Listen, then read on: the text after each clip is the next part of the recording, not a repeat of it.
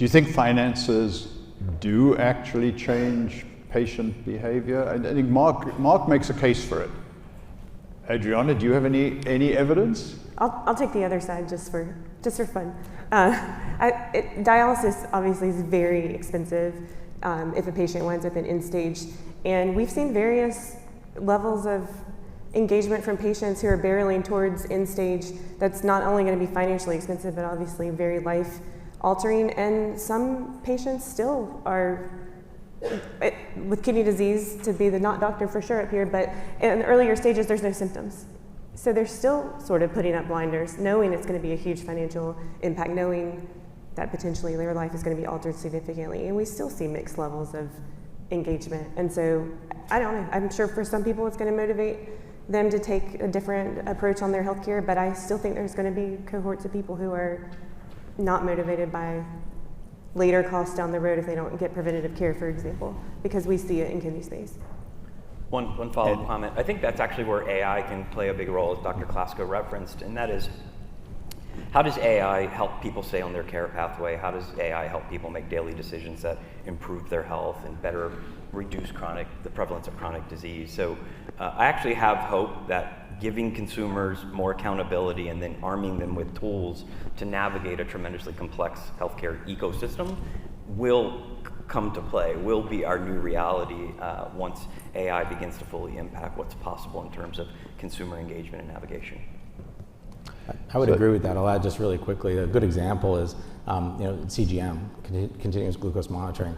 I have patients that are paying out of pocket for that technology because it's so impactful to their behavior change, more so than anything else that I've been able to provide for them for the past decade for their diabetes management. So we're seeing a little bit of different consumerism behavior.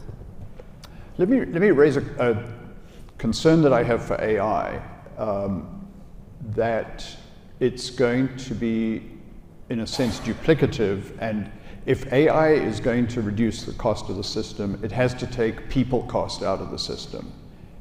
And again, going back to my Walgreens experience, at a time when Walgreens had a lot of clinics, what we found, sort of urgent care type clinics, what we found was patients would go to the Walgreens clinic, get a prescription, get a diagnosis, whatever, and then the following day when their doctor's office was open, they'd go back to the doctor's office for a second opinion. So instead of taking cost out of the system, the urgent care or the Walgreens clinics were actually duplicative of cost. And that's a bit of what worries me. Do you have evidence from, Andy, if you're using AI or any of the others, is it replacing humans? Is it taking cost out of the system? Not yet, from my experience. I mean, the example you gave, it comes up a lot even with virtual care. Is virtual care further fragmentation of local patient to physician relationship if the virtual care solution is not an extension of their actual local doctor? So you have like these breakthrough technologies that expand access, may actually deliver a unit of service at a lower cost, but if it creates fragmentation and duplication, it's not actually saving. I don't think AI has really had that, we're not there yet, but we have to be very cautious of the dynamic you're bringing up. I think we're in growth phase. The demand for healthcare services is so high that I think AI solutions right now are just allowing us to meet that demand a little bit more. I always say, if you can call and get your doctor's appointment tomorrow, that's fantastic, but that's not reality. And I think AI allows us to at least meet the current demand first. The next stage of evolution then is reducing overall human cost.